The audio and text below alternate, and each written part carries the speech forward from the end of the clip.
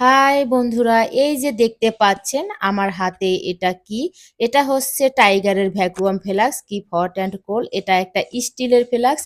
এর আগে আমাদের প্লাস্টিকের ফ্লাস্ক ছিল, সেটা কিন্তু আদ্রিত ভেঙে ফেলেছে। আর স্টিলের ফ্লাস্ক এই জন্য ওর বাবা অর্ডার করে নিয়ে এসেছে, যাতে বাচ্চারা ভাঙতে না পারে আর তাড়াতাড়ি নষ্ট না হয়ে যায়। এটা যাদের ঘরে বাচ্চা আছে তাদের জন্য কিন্তু ভীষণ উপকারী একটা প্রোডাক্ট। শীতের দিনের জন্য আসলেই ভীষণ উপকারী। বাচ্চার অনেক ঠান্ডার সমস্যা আছে, সেই জন্য আমি ওকে সবসময় কুসুম গরম জল খাওয়াই শীতের দিনে। আর এর ভিতরে কিন্তু আমি জল ভরে রেখে দিয়েছি আর দেখেছি যে কেমন গরম রাখে। তো এই ফ্লাস্কটাতে একদম 12 ঘন্টা পুরোপুরি গরম থাকে, একদম যেমন চুলা থেকে নামালে যে গরম জল সেরকমই গরম থাকে।